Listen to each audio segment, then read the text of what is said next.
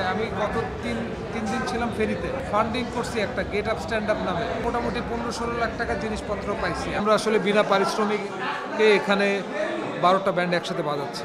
আমি এই কাজটাই পারি। আমি এই কাজটা করে মানুষকে ডাকলে মানুষ টিকিট কেটে এখানে আসবে, এসে গানও শুনবে, আর আমি ওই টাকাটা আমি এখানে ব্যবহার করতে পারবো। আনন্দ ফুর্তি না, গান মানে আনন্দ ফুর্তি না। এইটা যদি বুঝলেই আসলে এটা নিয়ে আর বিতর্ক থাকে না। আসলে বাংলাদেশে এখন যে বন্যা পরিস্থিতি চলছে এটা ভয়ঙ্কর। প্রায় 56 লাখ মানুষ বন্যায় যারা এফেক্টেড।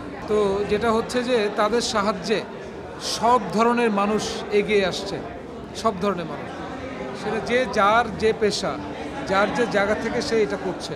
গান গেয়েই তো মানুষকে জানাতে পারি। আমরা তো গান গেয়ে জীবিকা নির্বাহ করি। সব মানুষ যেভাবে একত্রিত হচ্ছে আমরা সেভাবে একত্রিত হয়েছি, যে সবাই যেভাবে যার যা আছে তাই নিয়ে এই বন্যার্তদের সাহায্যে এগিয়ে আসছে। সেটারই উদ্যোগ হিসাবে বিভিন্ন জায়গায় কনসার্ট হচ্ছে, বিভিন্ন জায়গায় এমনি অনলাইনে ক্রাউড ফান্ডিং হচ্ছে। যেভাবেই হোক, যে ফান্ডিংটা হচ্ছে সেটা দিয়ে একটা ত্রাণ যাচ্ছে বন্যা দুর্গত এলাকায়।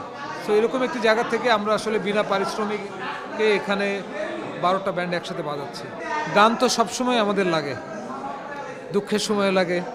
এই আন্দোলনের সময় র্যাপ গান আপনার কাজে লাগছে, তখন তো ওইটাও তো একটা দুর্যোগপূর্ণ অবস্থা ছিল, কিন্তু সেখানে কিন্তু গানটা মানুষকে অনুপ্রাণিত করছে রাস্তায় নামতে, মানুষকে পথ দেখাইছে। সো এইভাবে গান সবসময় যে ফুর্তি করার বিষয় ব্যাপারটা তা না। এটা হলো যে আমি এই কাজটাই পারি। আমি এই কাজটা করে মানুষকে ডাকলে মানুষ টিকিট কেটে এখানে আসবে, এসে গানও শুনবে, আর আমি ওই টাকাটা আমি এখানে ব্যবহার করতে পারবো। সো আমি আমার কাজ দ্বারা এটা করছি। এটা আনন্দ ফুর্তি না, গান মানে আনন্দ ফুর্তি না। এইটা যদি বুঝলেই আসলে এটা নিয়ে আর বিতর্ক থাকে না। আমি গত তিন দিন ছিলাম ফেরিতে, একদম প্রত্যন্ত পানি ঠেলে দিয়ে আসছি, না ঘুমাই টুমাই এখানে শো করলাম। ফান্ডিং করছি একটা গেট আপ স্ট্যান্ড আপ নামে, মিউজিশিয়ানদের একটা প্ল্যাটফর্ম। ওখান থেকে ফান্ডিং করে আমরা ওটা কনসার্ট করিনি, ক্রাউড ফান্ডিং এমনি অনলাইনে।